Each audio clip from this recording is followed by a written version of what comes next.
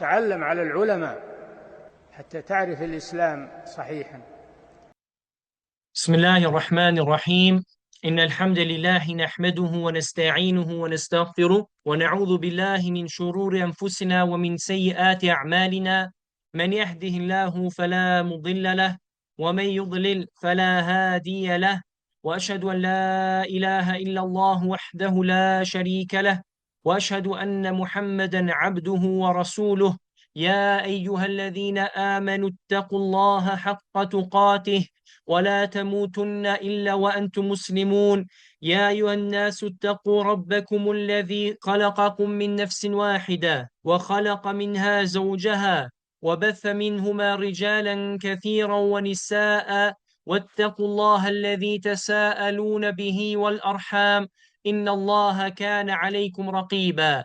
يا أيها الذين آمنوا اتقوا الله وقولوا قولا سديدا يصلح لكم أعمالكم ويغفر لكم ذنوبكم، ومن يطع الله ورسوله فقد فاز فوزا عظيما.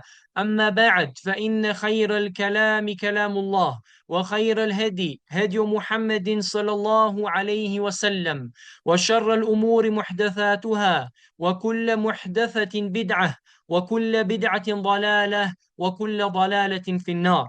Vëllezër të nderuar, assalamu alaikum wa rahmetullahi wa barakatuh.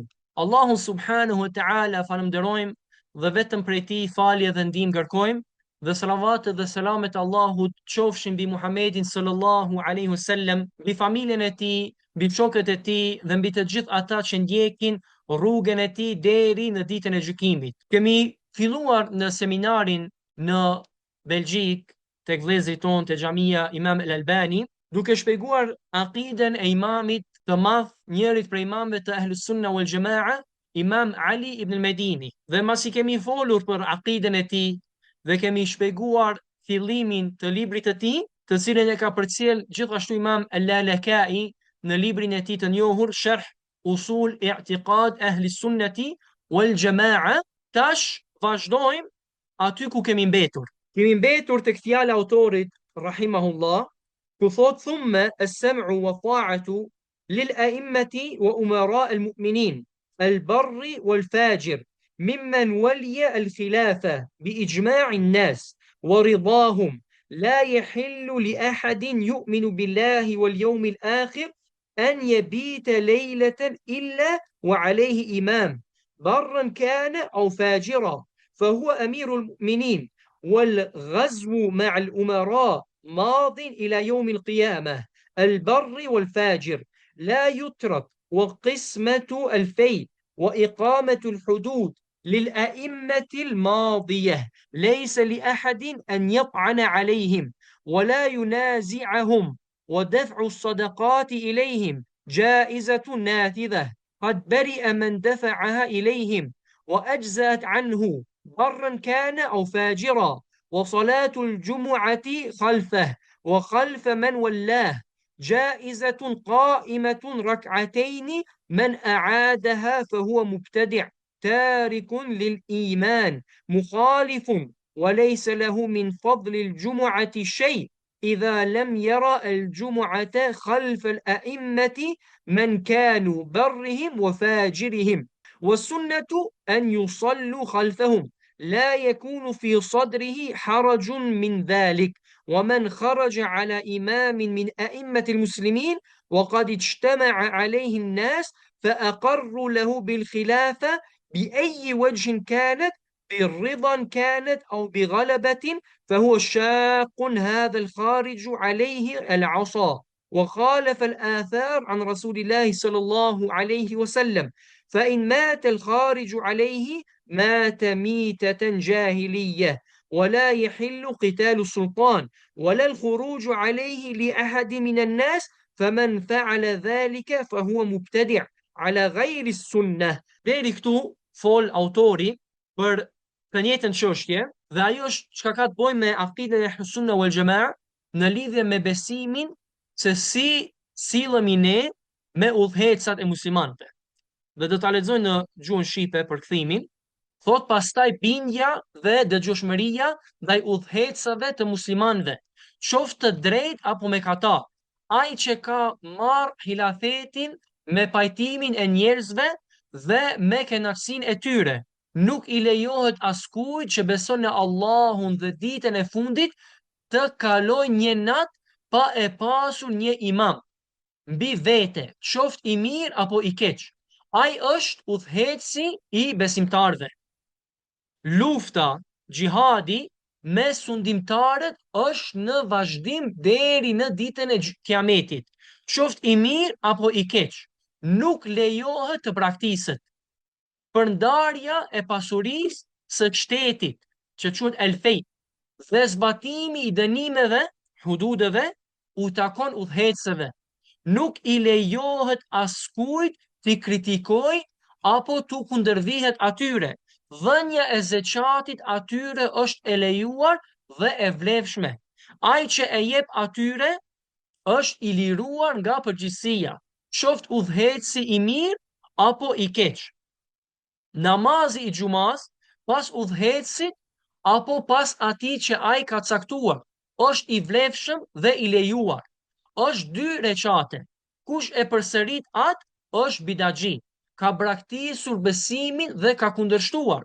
Nuk ka pjesë nga vlera e xumas ai që nuk e pranon xuman pas udhëhecëve, qoft i mirë apo mëkatar. Suneti është që të falet pas tyre dhe në zemrën e tij mos ketë asnjë ngushtim për këtë.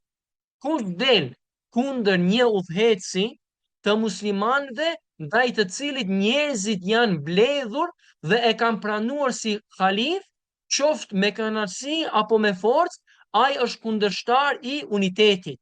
Ka shkelur urdhrin dhe ka kundërshtuar transmetimet nga i dërguari i Allahut sallallahu alaihi wasallam. Nëse vdes ai që ka dalë kundër tij, ka vdekur një vdekje të kohës së ignorancës, jahiljeti domethënë.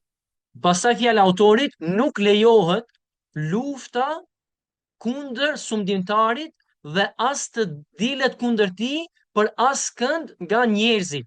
Kush e bën këtë është bidaxhi dhe jo mbi sunet. Kjo është fjala e Imam Ali ibn al-Medinit rahimahullahu ta'ala, që të ka të bëjë me aqiden e Ahlus Sunna wal Jamaa në lidhje me udhëhecat e muslimanëve.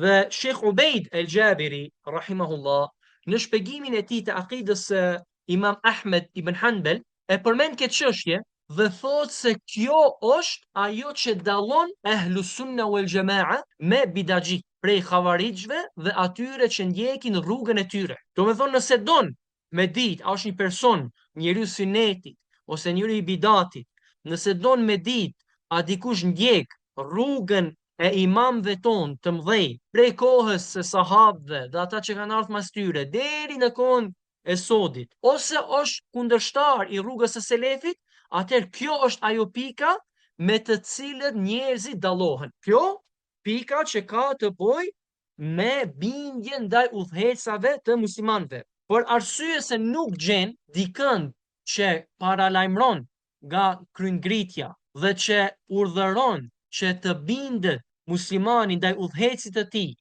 dhe mos del nga bindja ndaj tij, përveç se njerëzit e sunetit. Ndërsa njerëzit e bidatit dihen, domethënë se ata janë pajtu të gjithë me kundërshtu udhëhecin. Dhe sot ti nuk i me pa për njerëzit bidatit, qoftë në trojet tona ose në trojet tjera, vetëm se nuk e përmendin këtë kaptin prej aqidës. Edhe pse nuk gjen libër prej librave të Ahlus Sunna wal Jamaa në lidhje me aqide, vetëm se e kanë përmend këtë çështje, bindja dhe dëgjimi ndaj udhëhecave të muslimanëve. Dërsa bidaxhit, xhavarixht, hizbit e kështu me radhë, ikhwancat prej kutbive dhe sururive, kur nuk e përmendin këtë çështje. Sikur hadithet që urdhërojnë për bindje ndaj udhëhecave nuk ekzistojnë. Sikur fjalët të imamëve në për librat e aqidës prej Imam Ahmedit dhe siç e përmendëm tu Ali ibn Medini dhe Imam Barbahari dhe Imam el-Muzani dhe Ibn Abi Zaid el-Qayrawani dhe Imam Ebu Zur'a el-Razi dhe Abu Hatim el-Razi dhe krejt prej dietarëve të selefit edhe ata që kanë ardhur mas tyre, sikur Sheikh Islam ibn Taymija, Ibn Qayyim, edhe mas tyre Sheikh Islam Muhammad ibn Abdul Wahhab, edhe mas ti Sheikh bin Baz, Sheikh Al-Albani, Sheikh Ibn Uthaymin, të gjithë këtë çështje kanë përmendur. Ndërsa, siç thash, njerëzit e bidatit nuk e përmendin këtë. Edhe në vendet tona, domethënë, nuk ki mundësi me dëgju prej hoxhallarëve që janë të njohur tek muslimanët shqiptar, kur nuk e përmendin këtë çështje. Qoftë domethënë Shefqet Krasniqi, Bekir Halimi, Sallah Bajrami, kush do të qoftë prej tyre, kur nuk e përmendin çështjen e bindjes ndaj udhëhecave. Kur nuk vëmsojnë muslimanëve se kjo është një çështje ku janë pajtu muslimanët. Dietarët tonë, selefi, janë pajtu se duhet mu bind edhe me dëgju udhëhecin e muslimanëve. Edhe asesi nuk lejohet me bë kryengritje dhe me dal kundër udhëhecit të muslimanëve. Dhe Allahu subhanahu wa ta'ala në Kur'an na ka mësuar në fjalën e tij ya ayyuhalladhina amanu ati'u Allaha wa ati'u ar-rasula wa ulil amri minkum. O ju që keni besuar, bindjuni Allahut dhe bindjuni të dërguarit edhe ata që udhëhecin çështjet mesin e juve. Do me thonë, ata janë udhëhecat tonë. Allah Azza wa Jall na ka urdhëruar që tu bindemi udhëhecave tonë. Dhe këtu nuk ka thonë për bindjen, siç ka thonë, o ju që keni besuar, bindjuni Allahut dhe bindjuni të dërguarit, nuk ka thonë edhe bindjuni udhëhecave, po vetëm ka thonë edhe udhëhecave. Që do të thotë se bindja ndaj udhëhecave është nëse nuk është në kundërshtim me fjalën e Allahut dhe sunetin e pejgamberit sallallahu alaihi wasallam. Ndërsa nëse është në kundërshtim, atë nuk ka bindje ndaj krijesës në gjuna ndaj krijuesit subhanahu wa ta'ala. Edhe pejgamberi sallallahu alaihi wasallam na ka mësuar dhe ka thonë ala al-muslim as-sam'u wa at-ta'a lima ahabba wa karih ma lam yu'mar bi ma'siyah. Këtë hadith e transmeton Buhariu dhe Muslimi që muslimani duhet të bindet edhe të dëgjon për atë që ai do edhe atë që ai urren, përderisa nuk urdhërohet me bën ndonjë gjuna. Përderisa udhëheci nuk urdhëron me bën gjuna, atëherë ti duhet me u bind atij. Edhe në hadith tjetër ka thonë sallallahu alaihi wasallam, ala man wali alaihi zalimun فرآه يأتي شيئا من معصية الله فليكره ما يأتي ولا ينزعن يدا من طاعة. Ka thonë, nëse dikujt një zullumçar i bot udhëhec, edhe ai sheh se ky person vepron ndonjë gjuna, atëherë le ta urren atë gjuna që ky udhëheci vepron, por mos e largon dorën e tij prej bindjes ndaj tij. Nëse ne përmendim këtë çështje, atëherë shumë prej atyre që janë edukuar me aqiden e xhavarixhve dhe me rrugën e tekfirsave dhe me ideologjinë e kutbive dhe sururive, nuk e pranojnë. Edhe pse është hadithi pejgamberit sallallahu alaihi wasallam, nuk e pranojnë për arsye se janë edukuar me kundërshtu udhëhecin dhe mos me ju bind udhëhecit, dhe padyshim se kjo kundërshton aqiden e Ahlus Sunna wal Jamaa. Pejgamberi Allahu sallallahu alaihi wasallam, që jemi urdhëruar ta pasojmë atë, alayhi salatu wasalam, ai na ka mësuar që mos me u largu nga bindja ndaj udhëhecit. Edhe pse ai vepron ndonjë gjuna, atëherë me urrejt atë gjuna që ai vepron, por mos me dal në kundërshtim ndaj tij. Edhe në hadith tjetër gjithashtu ka ardhur se ti me shku tek ai dhe në vetmi me e këshillu. Kjo është domethënë rruga e selefit. Asesi nuk është rruga e selefit me dal në për ligjerata, edhe në për minbere, edhe asesi me dal në për rrugë dhe me bo kryengritje ndaj udhëhecit të muslimanëve. Por atit muslimani i bindet dhe e dëgjon, qoftë ai, siç e përmendi autori, është bë udhëheci tyre me kënaqësinë e muslimanëve ose me forcë. Do të thonë janë pajtu musliman, janë pajtimi se ai tjetë udhëheci tyre, atëherë padyshim se duhet me u bind, po edhe nëse nuk janë pajtu muslimant, po ai ka ardhur edhe me forcë është bë udhëheci tyre, edhe në këtë rast prap ti duhet me u bind atij. Edhe ai prap në këtë rast e merr pozitën e udhëhecit të muslimanëve. Dhe rrugët se si dikush bëhet udhëhec i muslimanëve janë disa rrugë. Rruga e parë është që njerëzit e aftë që kanë pozita të larta edhe janë të mençur, ata t'ja apin atij besën. Dhe kjo quhet el bei'a. El bei'a. Dhe kjo është si ka ndodhur kur Omeri radiallahu anhu edhe Ebu Ubejde ja kanë dhënë besën el bej'a Ebu Bekrit radiallahu anhu. Këtu pastaj edhe muslimanët tjerë ja kanë dhënë besën Ebu Bekrit radiallahu anhu, edhe ai është bu khalifa i muslimanëve. Rruga e dytë është el wasije, me lon një wasije, një porosi udhëheci i parë për atë që vjen mas tij. Siç ka ndodhur kur Ebu Bekri radiallahu anhu, kur e ka vërejtë që është afru e gjeli, atëherë e ka vendos dhe e ka lënë mas tij Omerin radiallahu anhu, ai të bëhet udhëheci i muslimanëve. Rruga e tretë është kur pajtohen njerëzit e shurës. Njerëzit e shurës, do me thonë, bashkohen dhe apin mendimet e tyre dhe zgjedhin një prej udhëhecave në mesin e tyre. Edhe kjo ka ndodhur në zgjedhjen e Uthman ibn Affan radiallahu anhu, kur ehlu shura prej sahabëve e kanë zgjedhur Uthmanin radiallahu anhu të jetë khalifja mas Omerit radiallahu anhu. Rruga e katër është kur njerëzit bashkohen, kanë unanim që filani tjetë udhëheci i tyre dhe të gjithë ata ja japin atij besën, siç ka ndodhur me Aliun radiallahu anhu, kur njerëzit janë bashku dhe ja kanë dhënë atij besën.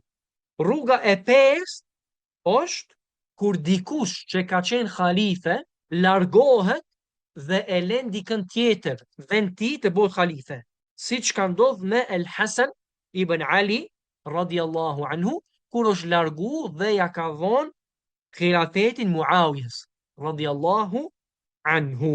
Këtu kanë thonë dietarët, Hasani ka qenë më i mirë se Muawiya, po me gjithë atë ja ka dhënë khilafetin Muawiyes, edhe kjo është diçka për të cilën është lavdëruar Hasani radiallahu anhu prej pejgamberit sallallahu alaihi wasallam, kur ka thonë inna ibni hadha sayyid, ky djali im është një prijes dhe Allah do bashkon ndërmjet tij mes dy grupeve të mëdha të muslimanëve.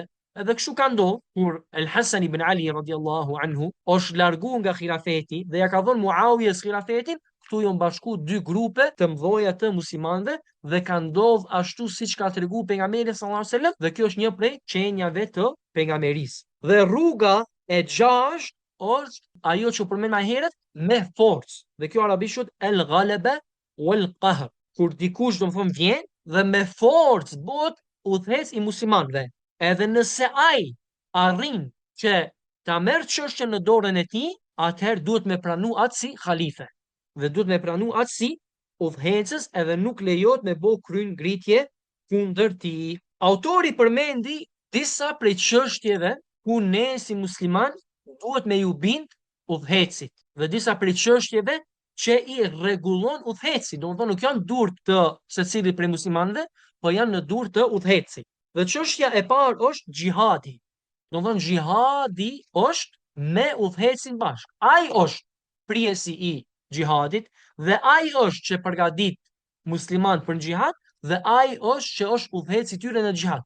Ndërsa xhihad pa udhëhecës, domethënë secili me shku vetë me luftu, siç kemi pa, domethënë siç ka ndodhur në disa prej vendeve ku kanë shku musliman dhe janë bën grupe dhe më në fund nuk e kanë luftuar armikun, po janë luftu me njëri tjetrin. Domethënë kjo nuk është rruga e xhihadit të Ahlus Sunna wal Jamaa, por kjo është rruga e xhihadit të Khawarijve dhe të gjithë ata që kanë ndëtur vetë në shtëpiat e tyre dhe i kanë çu rinit e muslimanëve në vend të shkatërimit dhe në vend ku ka luftë dhe kur njerëzit domethënë kanë pasojë shumë të këqija. Kjo tregon domethënë për dyftyrsinë e tyre, për arsye se ata vetë qëndrojnë edhe i çojnë rinit e muslimanëve. Dhe më kujtohet kur shejhu jon i nderuar Sheikh Ali ibn Nasir al-Faqihi rahimahullahu taala, Allahu mëshiroft, një prej dietarëve të Medinës dhe një prej shokëve të Sheikh Rabiz ibn Hadi al-Madkhali, Allahu e ruaj. Ky Sheikh Ali Nasir al-Faqih thoshte, ti nëse qëndron mas kompjuterit dhe i çon rini me luftu në xhihad, edhe je i bindur se ata kanë me fitu xhenetin dhe shpërblimin e hurul ain e kështu me radhë, atëherë çka të pengon ti me shku? Pse ti atëherë qëndron mas kompjuterit të shtëpia, edhe nuk je ti i pari ai që shkon me luftu, po i çon rinin e muslimanëve. Edhe njëri prej kokave të tyre, të xhavarixhëve kësaj kohë, është Selman el-Auda. Selman el-Auda, do të thonë, i çonte rinin me shku me luftu. Kur mori vesh se djali i vet është nis me shku në ata vende me luftu, ka thirr policinë dhe e kanë ndaluar në aeroport, do të thonë, që mos më mujt me udhtu. Thonë kjo është, do të thonë, realiteti i këtyre njerëzve. I çojnë rinin e muslimanëve, por kur vjen te djali i vet, e thirr policinë që mos me leju me dal nga shteti. Çështja e dytë është përndarja e el fej, do të thonë, plaçka e luftës që evitojnë musliman pa luftë. Do të thonë ata shkojnë në një vend me luftu, po ata qafirat e lëshojnë atë vend, hikin për atij vendi. Do të thonë e marrin musliman plaçkën e luftës pa pas nevojë me luftu. E kush është ai që është përndan këtë el fej, edhe gjithashtu el ghanaim, plaçkën e luftës, është udhëheci i muslimanëve.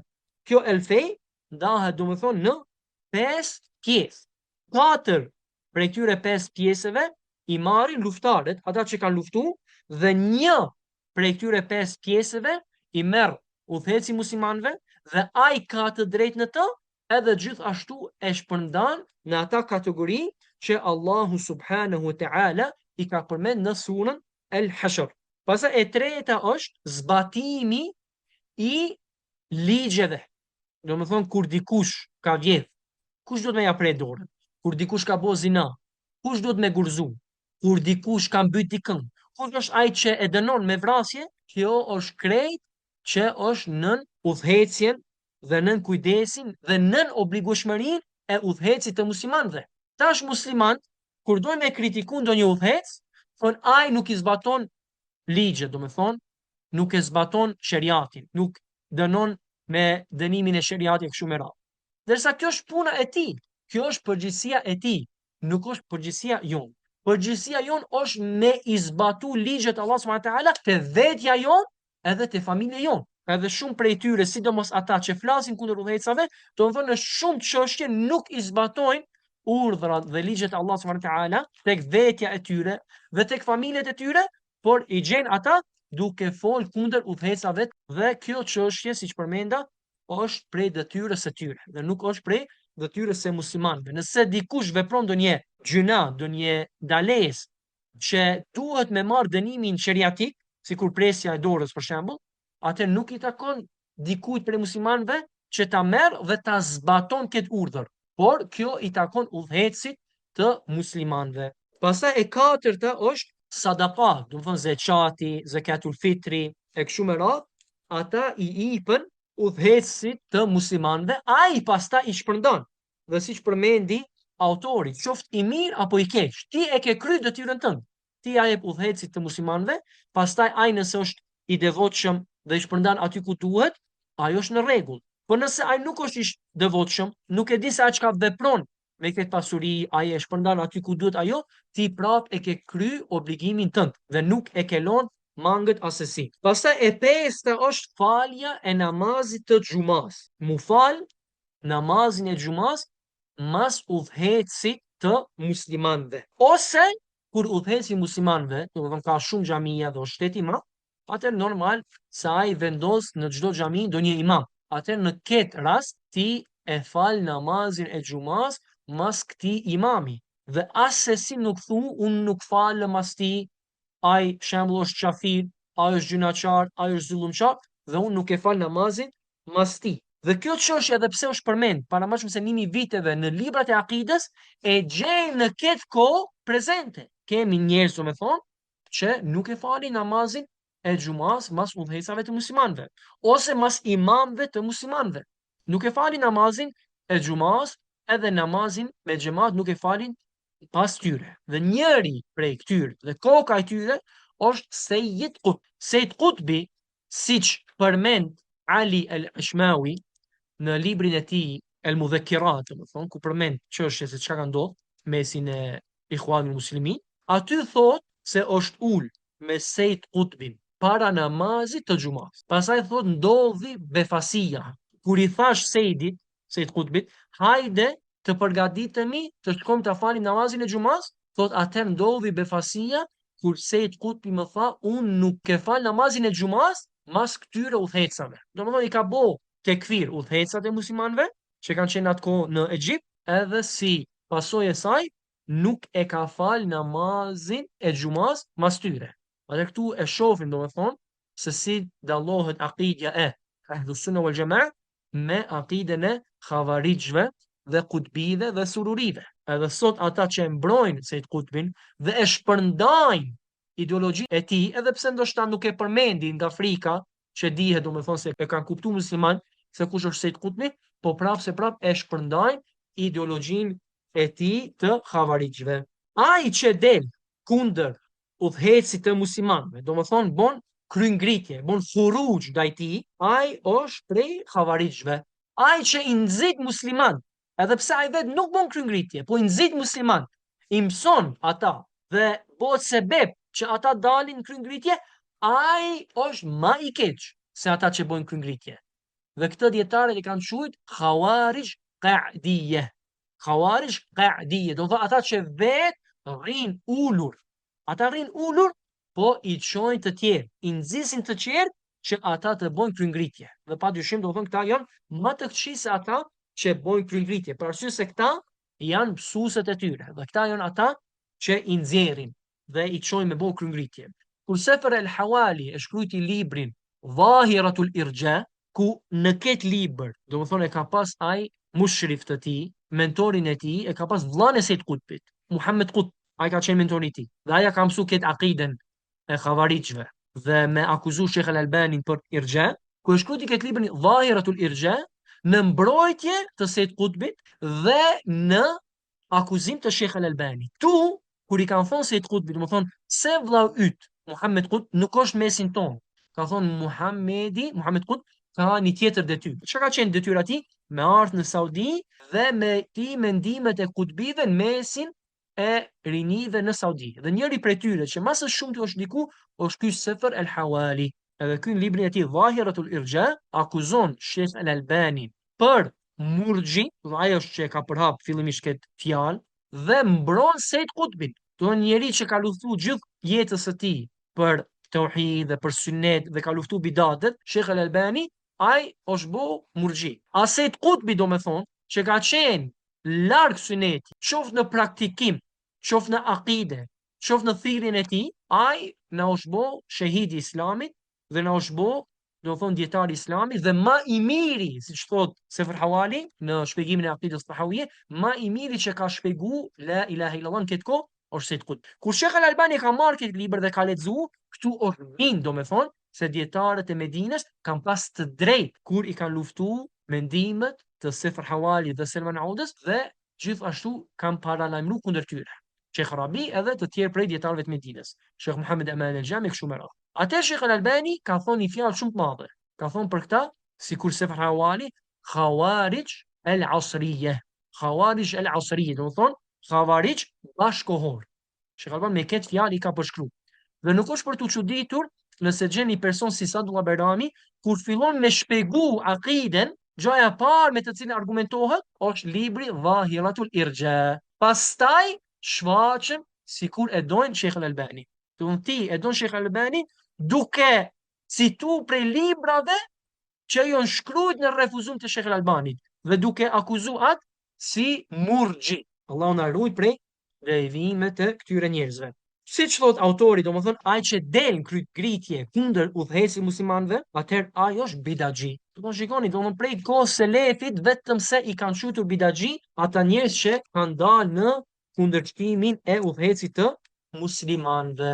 Pastaj vjen fjala e autorit rahimahullah, që do ta lexoj një herë arabisht. Por pastaj wa yahillu qitalu al-khawarij wal-lusus idha aradu lirrajuli fi nafsihi wa malihi أو ما دون نفسه فله أن يقاتل عن نفسه وماله حتى يدفع عنه في مقامه وليس له إذا فارقوه أو تركوه أن يطلبهم ولا يتبع آثارهم وقد سلم منهم ذلك إلى الأئمة إنما هو يدفع عن نفسه في مقامه وينوي بجهده أن لا يقتل أحدا فإن أتي على يده في دفعه عن نفسه في المعركة فأبعد الله المقتول وإن قتل هو في ذلك الحال وهو يدفع عن نفسه وماله رجون له الشهادة كما في الأثر وجميع الآثار إنما أمر بقتاله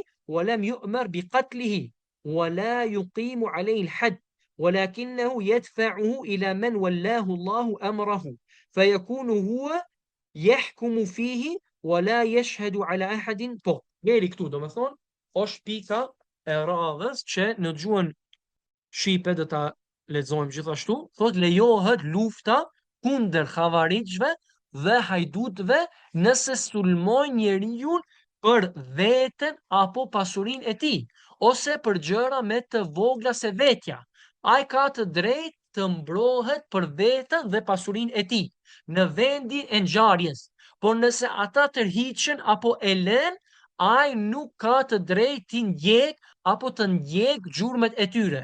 Në tjetër rast, ai ka shpëtuar prej tyre dhe çështja u kthehet udhëhecësve. Ai vetëm mbron veten në vendin ku ndodhet dhe me qëllimin që të mos vras askënd. Nëse ndodh që ai të vras dikë gjatë mbrojtjes së tij, e largoft Allahu viktimën. Dhe nëse ai vritet gjatë mbrojtjes, atëherë shpresohet për të shpërblimi i dëshmorit, siç ka ardhur në transmetime. Ai është urdhëruar të luftojë kundër tyre, por nuk është urdhëruar t'i vrasë.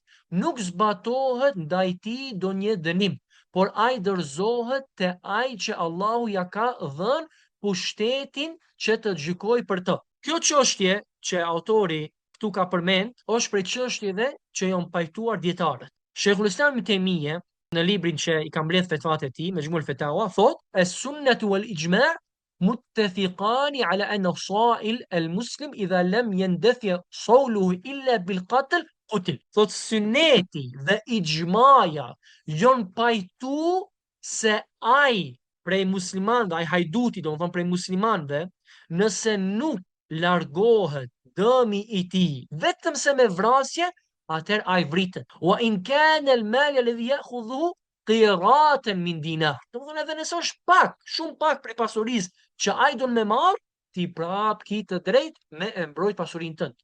Edhe nëse nuk mundesh me mbrojt pasurinë tënde vetëm se me vrasje, atëherë edhe lejohet atë me vrasje. Kema qala Nabi sallallahu alaihi wasallam fi hadith as-sahih.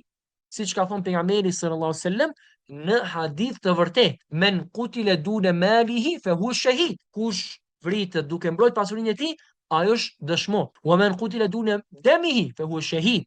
Dhe kush vritet duke mbrojt gjakun e tij, atëherë ai është gjithashtu shahid, dëshmor. Deri në fund të hadithit. El-Khattabi në shpjegim të këtij hadithit në librin e tij thot: "Faqad dalla dhalika ala anna man dafa'a عن ماله أو عن أهله أو دينه إذا أريد على شيء منها فأتي القتل عليه كان مأجورا فيه نائلا به منازل الشهداء." Thot kjo argumenton dhe tregon se ai që e mbron pasurinë e tij ose familjen e tij ose fen e tij, kur dikush don, domethënë me dëmtu veten e tij, fen e tij ose pasurinë e tij ose familjen e tij, domethënë edhe ai e mbron këtë derin e këtij e kështu me radhë dhe vritet, atëherë ai ka shpërblim dhe me këtë ai arrin gradat e dëshmorëve.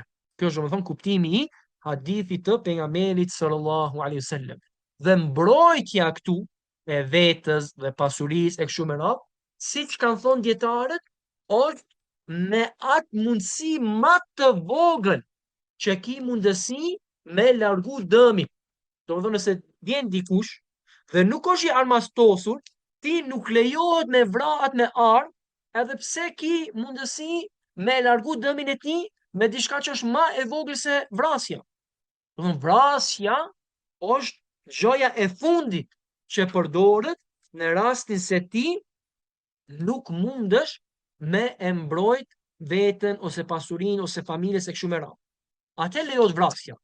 A nëse mundesh me mbrojt me diçka që është më e vogël se vrasja, atëherë padyshim se nuk lejohet me e përdor vrasjen e personit. Tu autori përmendi gjithashtu se mbrojtja e vetës dhe familjes e pasurisë ndodh në atë vend ti ku je. Do të thonë kur të vjen dikush te shtëpia ose ndonjë vend tjetër ku je ti, aty ti e mbron veten tënd. Ama ai nëse hik prej teje dhe largohet, atëherë ti nuk lejohet me shku pas tij dhe me kërku atë person, me hakmar ose me vrar. Por e vetmja është nëse ti e zen atë person aty ku je në atë vend, atëherë e dërzon atë tek udhëheci i muslimanëve. E nëse ai është largu dhe ka ik, atëherë ti i tregon udhëhecit të muslimanëve, atëherë ai mirret me këtë çështje. Do thonë ti nuk lejohet me shku me kërku zhurmet e tij.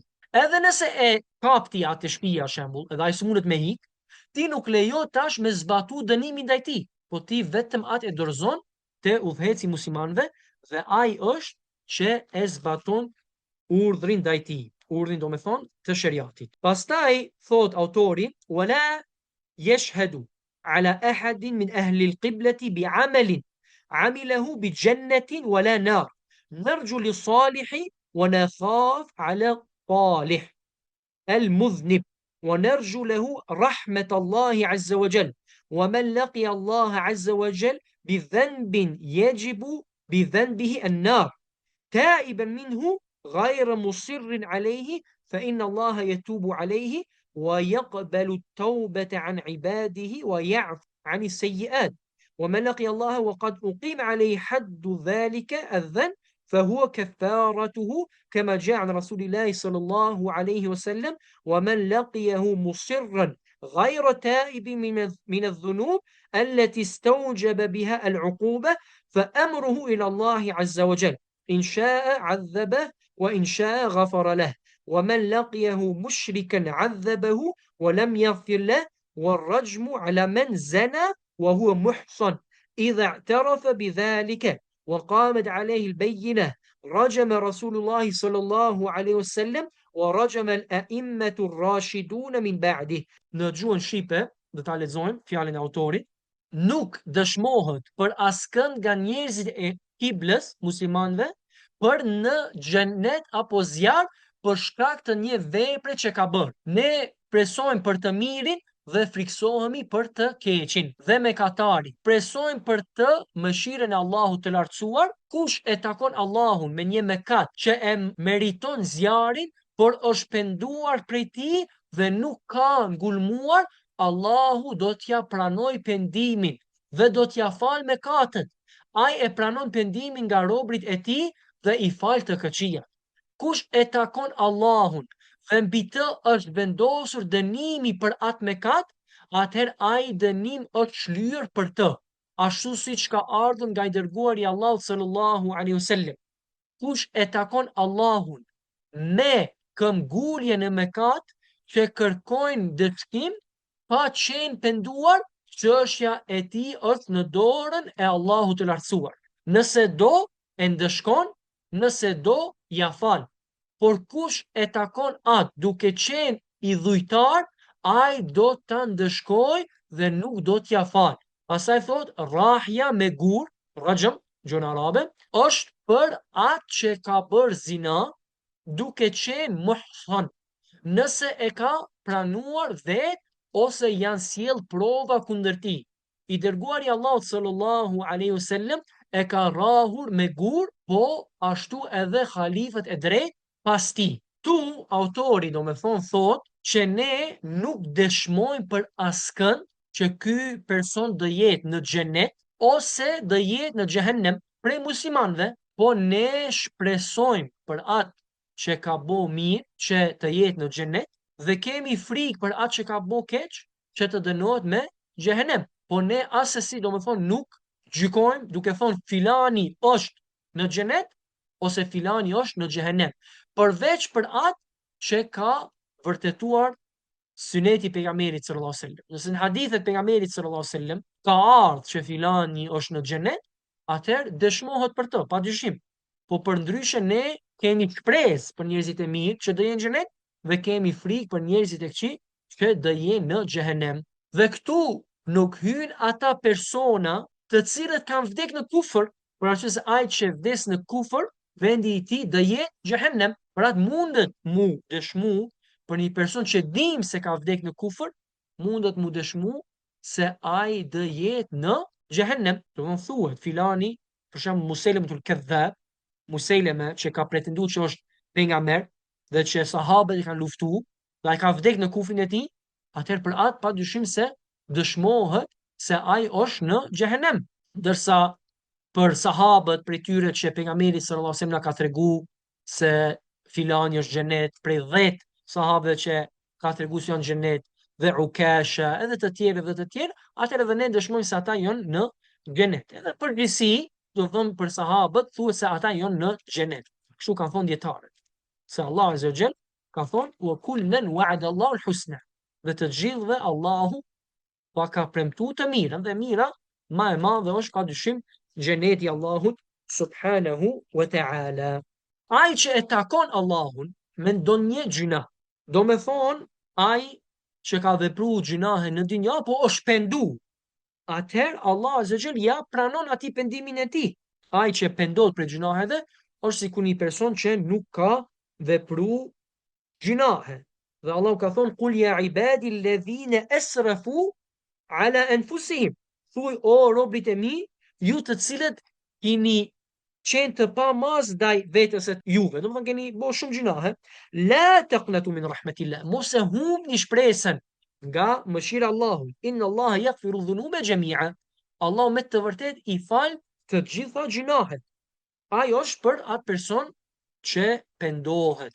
Allah azza wa jall e fal atë person, padyshim, nëse ai plotson kushtet e pendimit, duke u largu nga gjunahi, duke e lënë gjunahin, duke ardhur keq prej gjunahit dhe duke qenë i vendosur që mos më u kthy më në atë gjuna. Por nëse dikush vdes pa pendim, atëherë këtu dietarët thonë ai është tahtel mashia. Ai është nën dëshirën e Allahut. Nëse Allahu do e fal me mëshirën e tij të madhe, e nëse Allahu do e dënon me drejtsinë e tij. Nëse Allahu do e fal, edhe pse ai nuk është pendu. E nëse Allahu do e dënon, dhe kjo është drejtësi prej Allahut subhanahu wa ta'ala. Ndërsa ai person që në dynja ka vepruar ndonjë gjuna me të cilën ai e ka merituar një dënim prej dënimeve të dynjas, sikur është gurzimi, rrajm, kur dikush vepron zina dhe është muhsan, siç e ka përmend autori, atëherë ai person gjunahi i tij është fshih. Ai do të thotë e ka marrë dënimin e gjunahut të tij. Dhe pejgamberi sallallahu alaihi wasallam e ka vepruar e rrajm, do të thonë, ka dënu me rrajm, me gurzim, El Ghamidije, një gru që ka qenë prej fisit El Ghamidi, dhe gjithashtu Ma'is, njërin prej sahabëve, edhe 2 prej audive, pejgamberi sallallahu alaihi wasallam i ka dënu ata me gurzim për zina. Edhe gjithashtu shokët e tij, Ebu Bekri, Omeri, Khulafa Rashidin, mas tij, edhe ata i kanë dënu njerëzit për zina me gurzim. Dhe këtu fjala e autorit muhsan do të thotë ai që ka qenë i martuar me një martesë të saktë në sheriat dhe pas saj ka bo zina. Ajo që meriton gurzimin. Por nëse nuk ka qenë i martuar, do të beqar, atëherë ai rrihet 100 herë. Ai dënimi i tij është 100 rrahje dhe jo gurzimi. Gurzimi është domethënë për atë person që ka qenë i martuar. Domethënë është i martuar ose ka qenë i martuar, pastaj është nda, kjo s'ka ndikim domethënë. Me rëndësi është që ai një herë të ke qenë i martuar me një martesë të saktë në sheria. Edhe nëse ai mas kësaj, mas i ka qenë muhsan, vepron zina, waliyadhu billah, atëherë kjo është dënimi i tij që vritet me gurzim. Pastaj vjen fjala e autorit rahimahullah, dhe kjo është pika e fundit për sonte, me të cilin inshallah taala e mbarojmë këtë ders, është fjala e tij ومن تنقص أحدا من أصحاب رسول الله صلى الله عليه وسلم أو أبغضه لحدث كان منه أو ذكر مساوئه فهو مبتدع حتى يترحم عليهم جميعا فيكون قلبه لهم سليما. Deri këtu do më thonë, është fjala e fundit që do ta shpjegojmë sonte në këtë ders prej fjalëve të autorit. Dhe në gjuhën shqipe do ta lexojmë gjithashtu. Është fjala e tij, kush e përçmon dikë nga sahabët e të dërguarit Allahu sallallahu alaihi wasallam, apo e urren për ndonjë vepër që ka bërë, ose përmend të metat e tij, është bidaxhi, derisa të lutët për mëshirë për të gjithë ata dhe zemra e tij të jetë e pastër për të. Kjo është domethënë besimi i ahlus sunne wal jamaa, që ata i dojnë shokët e pejgamberit sallallahu alaihi wasallam dhe nuk i përmendin ata vetëm se me të mirë dhe nuk kanë asnjë ngrimc prej urrëties në zemrat e tyre. Për asgjë që ka ndodhur në mesin e tyre, ata nuk i përmendin sahabët në mënyrë të keqe. Dhe ai që e vepron këtë, atëherë atij i takon fjala e autorit këtu, që ka thonë ai është bidaxhi. Ai person është bidaxhi, padyshim, ai që i shan dhe ofendon dhe urren sahabët, atëherë kjo është qenë se ky person është bidaxhi. Dhe njëri prej tyre në këtë kohë ka qenë Sejt Kutbi, që i ka ofendu dhe i ka sharë disa prej sahabëve. Sa që ka thonë Sheikh Mahmud Shakir, rahimahullah, vllai Ahmed Shakir, mos është ulë me Sejt Kutbin dhe ka debatu me të për çështjen e Muawiyes radhiyallahu anhu, ka thonë shkurtimisht, domethënë, fjala e Sejt Kutbit për Muawiye dhe babën e tij është se ata janë të pastër nga Islami dhe Islami është i pastër nga ata. Domethënë, ata janë jashtë Islamit. Ata s'janë musliman fare. Kjo ka qenë mendimi i Sejt Kutbit për Muawiye radhiyallahu anhu. Dhe siç kanë thonë disa prej selefit, Abdullah ibn Mubarak, që pluhuri në punën e Muawiyes, duke qenë në luftë me pejgamberin sallallahu alajhi wasallam, duke luftuar me të, është më e mirë se Umar ibn Abdul Aziz. Kjo tregon domethënë për vlerën që kanë pas sahabët e pejgamberit sallallahu alajhi wasallam. Dhe zemrat tona janë të pastra dhe janë të mbushura me dashuri ndaj tyre. Dhe Allahu azza xhel ka përmend në Kur'an: "Walladhina ja'u min ba'dihim", ata që kanë ardhur mas tyre, yaqulun, ata thonë: "Rabbana ighfir lana wa li ikhwanina alladhina sabaquna bil iman." Rabbana, na fal neve dhe vëllezërit tonë që na kanë parakalu neve me iman, me besim. Wa la taj'al fi qulubina ghillan lilladhina amanu. Dhe mos le në zemrat tonë ndonjë urrëtie për ata që besojnë.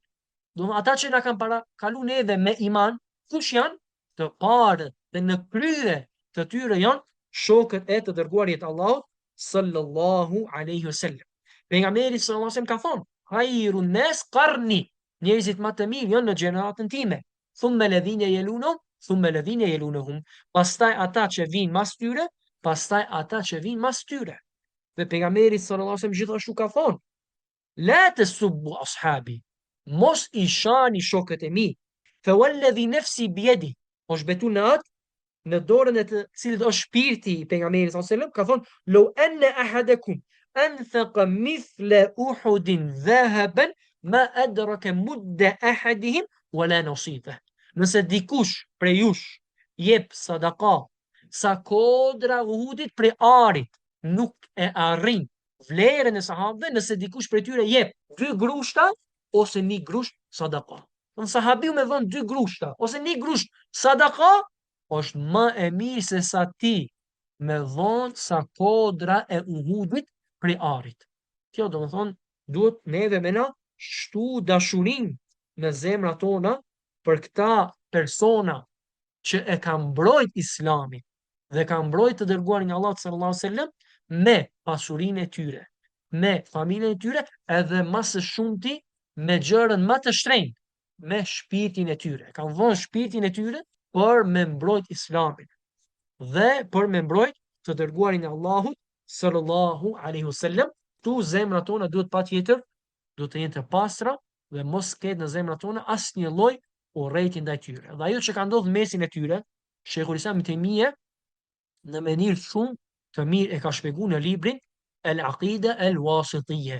Shkurtimisht do ta përmend, domethënie në të fjalës së Ibn Taymijës, ka thonë që ajo që përmendet nga gjërat e këqija prej sahabëve ose është gënjeshtër, do të thonë nuk ka ndodhur në atë mënyrë siç përmendet, ose ka ndodhur diçka prej saj, po e kanë treguar në mënyrë jo të saktë. Kanë lënë diçka mangët, ose kanë shtu diçka, saçi e ka hub kuptimin e saktë, ose është e vërtet dhe ata janë njerëz dhe nuk janë të mbrojtur nga gabime. Do të thonë mund të ndodhë edhe nga sahabët ndonjë gabim, po ata kanë vepra aq shumë të mira saçi shlyhen veprat e tyre të këqija.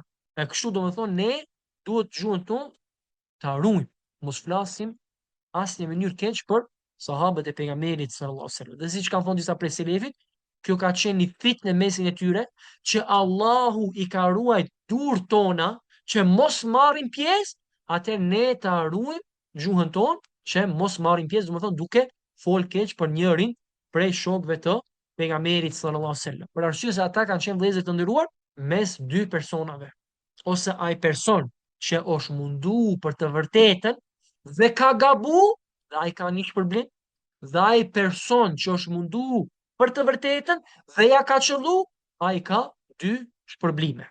Dhe Allah subhanahu wa taala din më së miri. Subhanaka wa bihamdik, ashhadu an la ilaha illa ant, astaghfiruka wa atubu ilaik, wa akhiru da'wana alhamdulillahi rabbil alamin.